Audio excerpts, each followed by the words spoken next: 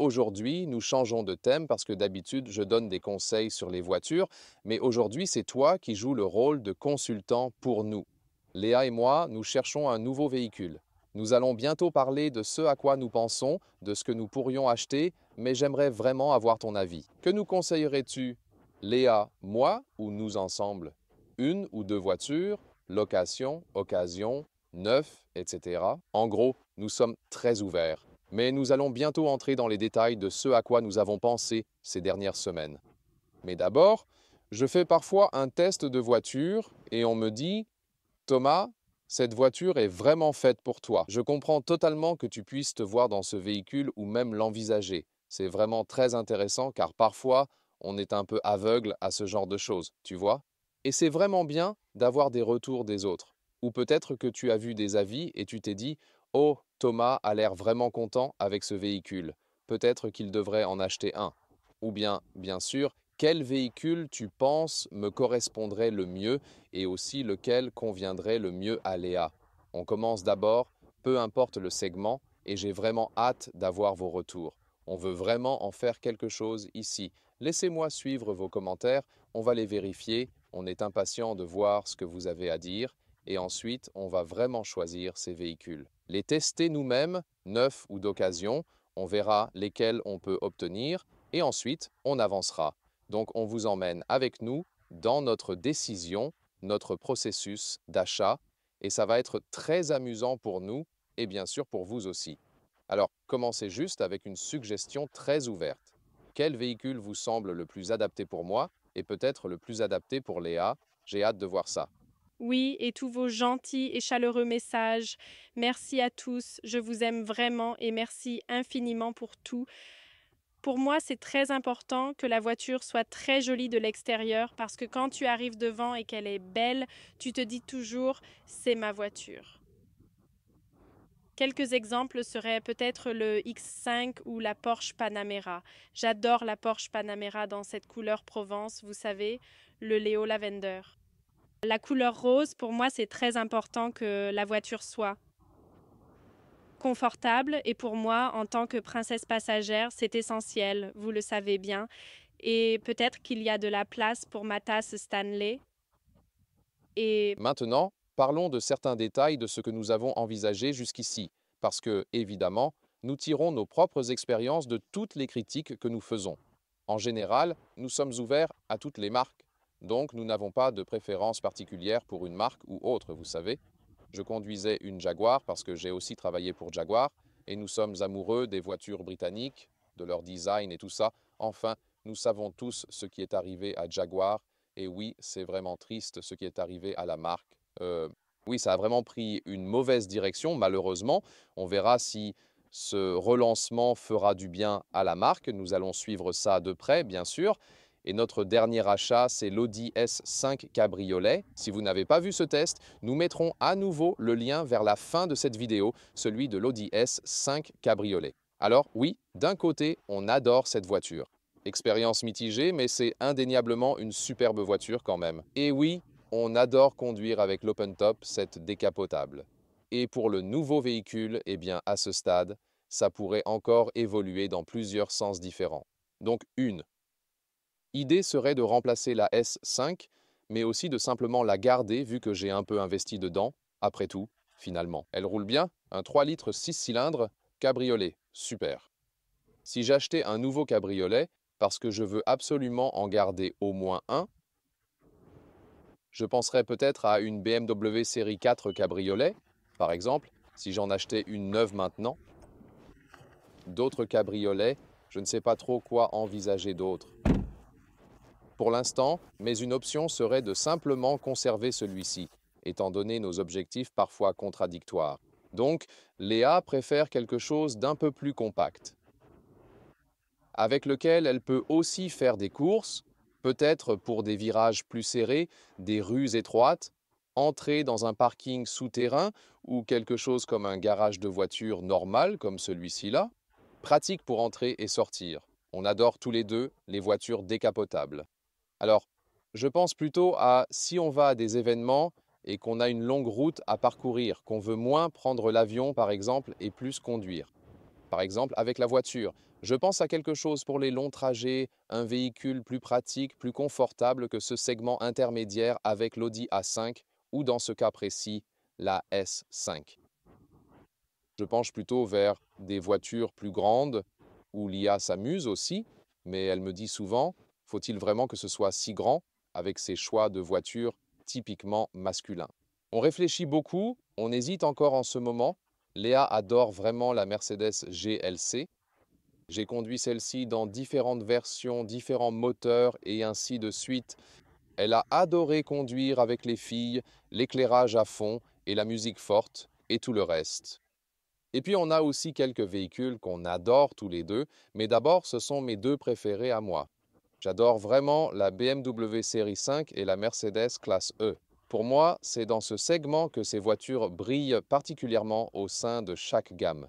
J'aime aussi l'Audi A6, mais plutôt dans la génération précédente, pas la toute nouvelle que nous vous avons montrée, qui roule très bien comme on vient juste de le démontrer. Mais l'intérieur, je préfère celui de la génération précédente. Donc, la Mercedes classe E, l'Audi A6, la BMW série 5, la Lexus ES. Vous savez, ce serait plutôt dans ce segment que je m'attends à voir pour les longs trajets. Conduire détendu et à l'aise, c'est essentiel.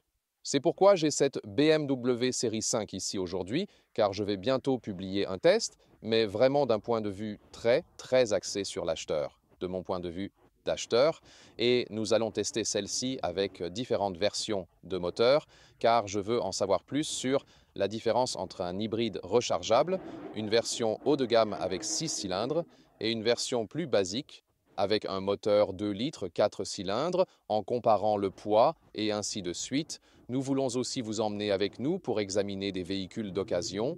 Sont-ils encore en bon état? Que dit mon ami à l'atelier? Est-ce que c'est un bon achat ou pas? Nous irons par exemple voir une série 5 d'occasion, la G60, mais nous jetterons aussi un coup d'œil à la G30. Logiciel, et peut-être même que la version précédente est encore un meilleur choix. J'ai vraiment hâte de vivre tout ce processus car après toutes ces années, je suis toujours totalement passionné de voitures, j'adore ça, et les différentes étapes de l'achat, j'apprécie vraiment ça en fait. Ce segment est vraiment très intéressant pour nous, c'est sûr, et j'ai hâte de partager ça avec vous. Récemment, il y a aussi eu des offres de location intéressantes, par exemple pour la BMW série 7. Quand je pense aux voitures que j'ai conduites ces dernières années et qui m'ont vraiment impressionné, qui m'ont laissé l'impression de dire il faut vraiment que je l'achète, je pense par exemple au moment où j'ai fait l'essai de l'Audi A5 Cabriolet. Vous savez, les abonnés de longue date s'en souviendront peut-être. J'avais fait ce test et je me suis dit waouh, je crois que j'en ai vraiment besoin. Et ça n'arrive pas si souvent parce que bon, j'ai probablement conduit, je ne sais pas, 1500 ou 2000 voitures dans ma vie ou quelque chose comme ça. Et alors d'une certaine manière, ouais, on n'est pas impressionné si facilement, c'est juste naturel, mais quand je suis revenu d'un événement, j'ai vraiment trouvé que cette voiture était géniale. Je voulais vraiment une maison. Ça comptait. J'ai eu ce sentiment avec l'Audi A5 Cabriolet. C'est pour cette raison que j'ai fini par en acheter une. Et j'ai ressenti la même chose avec la BMW série 7 aussi. Oui, l'extérieur peut être critiqué. Certains diront que la calandre est trop voyante. Je comprends bien. J'ai d'autres modèles que je préfère nettement pour leur design extérieur. Elles roulent toujours très bien et les sièges sans produits animaux sont vraiment très confortables, donc j'y pense. Elle est un peu plus grosse et DS semble trop grand, mais je l'aime bien. Actuellement, tu verras la BMW série 5, la Mercedes classe E, la Lexus ES, la BMW série 7, l'Audi A6 ancienne génération et bien sûr l'Audi A7. Pour l'instant, il n'y a pas encore de toute nouvelle version disponible sur le marché. Pas prévu, mais l'Audi A7 est magnifique de l'extérieur. On l'a trouvé superbe. Je dois forcément penser au coût de réparation, surtout lorsque l'on achète une voiture d'occasion. Alors, l'IA, par exemple, aime vraiment la BMW 4 série Grand Coupé. Ça pourrait aussi être un mélange de tout. Et bien sûr, elle est un peu moins chère par rapport au segment supérieur. Ensuite, si on pense aux SUV plus gros, on aime vraiment tous les deux le BMW X5 ou le BMW X6, mais en regardant ces SUV plus imposants, que ce soit les prix des voitures d'occasion ou les tarifs neufs, on paye toujours une sorte de supplément SUV par rapport au modèle correspondant. Monter et descendre est très agréable, La position de conduite est plutôt confortable avec les SUV, surtout grâce au haillon à l'arrière. Mais en conduite, surtout sur de longues distances, bien sûr, les voitures plus basses offrent toujours une sensation de conduite plus apaisante. Et les forces G ont, vous savez, un effet différent sur le corps, surtout pour les passagers lorsque vous êtes dans ces SUV à haute assise. Il y a des exemples qui le prouvent, mais il y a aussi d'autres cas, comme par exemple nous avions le GLC 63 qui était super au niveau de la suspension, même si c'était un SUV, il était excellent en conduite agile. Donc c'est parfois comme ça, parfois comme ça. En général, bien sûr, en pensant à ce qui est le plus confortable aussi pour les longs trajets, oui, et puis bien sûr comment les forces s'appliquent sur les passagers, on reste ouvert aux SUV. Mais ce n'est pas obligatoire. Le rapport qualité-prix doit rester réaliste et adapté. La Porsche Panamera proposait un modèle hybride rechargeable, équipé de sièges en tissu assez cool. C'est ma Porsche préférée en ce moment, la Porsche Panamera, et Léa l'a aussi beaucoup aimé, ouais, qu'il soit électrique ou non. On a une wallbox dans le garage, donc on est prêt pour l'éventualité. On fait souvent des longs trajets en Allemagne, parfois à 400-500 km, même dans un sens. Et bien sûr, la question était, qu'en est-il de la recharge? Et en théorie, ça fonctionne bien quand la station de recharge marche et ainsi de suite. Mais parfois, nous avons déjà été retardés de 2 ou 3 heures à cause de stations de recharge qui ne fonctionnaient pas, tombaient en panne ou étaient complètement bloquées. Malheureusement, nous avons accumulé de mauvaises expériences avec les véhicules électriques. Ils roulent bien, sont pratiques et technologiquement avancés, mais la question est de savoir si cela convient à notre usage spécifique. Nous restons totalement ouverts concernant le choix du groupe motopropulseur. Personnellement, je préfère encore explorer d'autres options pour l'instant. Je préfère le moteur essence pour l'expérience, mais on reste ouvert aux véhicules électriques. Récemment, la BMW i7 était proposée en leasing à un tarif inférieur à celui de la série 5. Si l'i7 est disponible à un prix aussi avantageux, pourquoi ne pas sérieusement envisager de passer à l'électrique? Du coup, tout ça joue un rôle, vous voyez, dans cet effet. Alors, de quoi a-t-on besoin? Moi, je veux un truc pour les longs trajets et l'IA se demande, est-ce que ça doit vraiment être trop grand? Peut-être que ça pourrait être une taille en dessous, tu vois? Ouais. Et pour les longs trajets, est-ce que l'électrique fonctionne vraiment bien avec notre manière de conduire et tout ça? Ça pourrait être ceci, cela ou autre chose, mais c'est vraiment une expérience très intéressante. Ce qui concerne le prix, on peut aussi envisager d'acheter un véhicule d'occasion de 3 à 5 ans, car il présente parfois des avantages intéressants à ne pas négliger. En faisant cette vidéo, je suis tellement excité de voir ce que vous allez dire, ce que vous allez nous suggérer. Et oui, au quotidien, je donne tellement de conseils sur tous les différents réseaux sociaux, comme quelle voiture acheter, et vous savez, je n'ai jamais été du genre à dire c'est la meilleure voiture, c'est la pire voiture.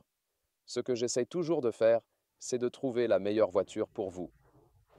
C'est exactement ce que vous allez faire pour nous maintenant, alors profitez vraiment de tout ce qui se passe ici avec nous ensemble. Alors, avez-vous déjà écrit un commentaire? Sinon, faites-le tout de suite.